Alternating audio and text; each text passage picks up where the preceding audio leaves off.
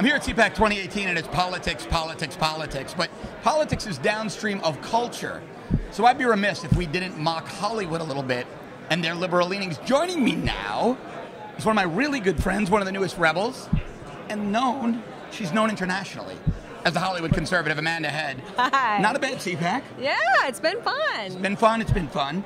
Not much here. I'm not seeing Susan Sarandon. Not much here in terms of the Hollywood elite. Not seeing Susan Sarandon. No, Not seeing Michael Moore. Not seeing George Clooney. But I ran into Kaya Jones earlier. Saw Kaya Jones. Which, funny story, so she was a part of the Pussycat Dolls. She's friends with a guy who used to manage me and my music partner when we were in Stash. I keep forgetting you were an international music star. Yeah. I forget about that all the time. Yeah, and then also, let's see. Gork, I'm just always in the presence of greatness. Totally. Joy Villa. I think as far as Hollywood goes, that's probably it. Yeah, because we don't see them because they don't come to these things. Yeah. They go to the Women's March. Right. They go to events that celebrate the wholesale slaughter of babies. Yeah, fight for abortion, fight for gun rights being taken away. If we propped up a fake rally outside celebrating cop killer Joanne Chesimard, they'd be out there. Oh yeah. They'd be on the stage pumping their fists. I'm honestly surprised that we don't have any of them just like protesting CPAC in general. But what do you think? What do you think it takes? You know, I had this conversation actually at lunch, and right before lunch with a couple of well-known conservatives here. Why is it that conservatives can't seem to turn out quality entertainment products? I think they can. I mean, you look like Dennis Miller. We haven't, though, to date. Dennis Miller's one of the funniest people out there. Okay, Dennis Miller's a good example, but he's one. But you look at like somebody like Tim Allen, who had, what was it, Last Man Standing? Hit show. It was like number 3 on their network for primetime sitcom. Right. And it got canned. Well, that's the problem, right? Yeah. So, but I guess you're answering my question without answering it.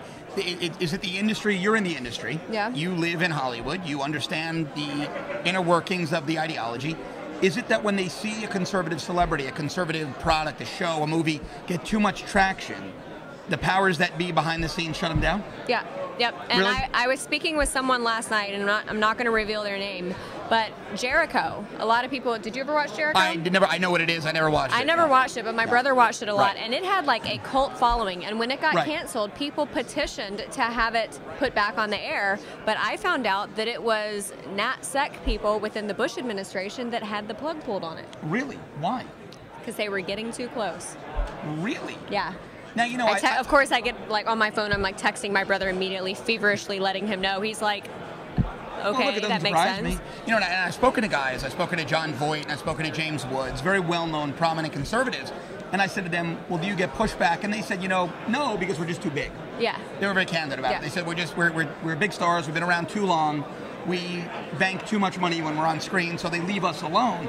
But you won't see guys like us coming along frequently or often. Yeah, and that's the thing, is like you have to have a sizable platform enough that entertainment companies know that you are lucrative enough that they can't possibly afford to blackball you at that point. And it took Woods and Voight, James and John, years, decades to come out as conservative. My thing is like I think that at some point, and I hope this happens, and I think that there are probably small little production companies like this, but why can't these guys get together and put together, you know, some type of multi-million-dollar production company to start producing more movies? You know, it's funny you say that, because that's the exact conversation we had downstairs. I was with a group of media people, prominent conservative activist donors, and they said, look, we have billionaires in our movement.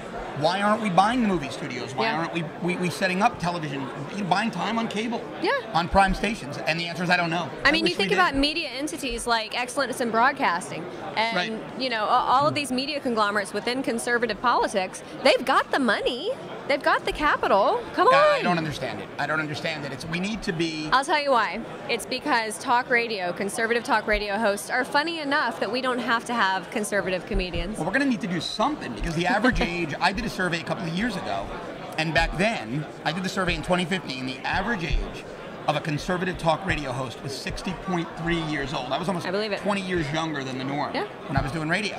So we have to do something, because our hosts are going to retire soon. Well, that's and we don't have, you know, massive names on the bench. Yeah, that's part of why I left the entertainment industry. So background for anybody who doesn't know me, which is probably all of you.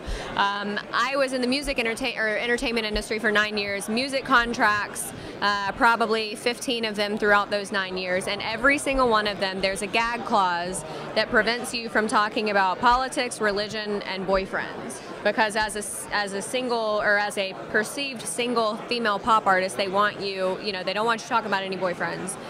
Religion, self-explanatory, and politics. If I'd been a bleeding heart liberal, it wouldn't have been a problem. Wouldn't have been a problem. They wouldn't have shut you down. They'd have encouraged it. Yeah, but when I left the music industry and decided I wanted to go into political media, specifically talk radio, just like you said, I'm like, holy cow, these people could literally be my grandparents. Everybody, all of my colleagues. Yeah. We're losing it. I think we are the future.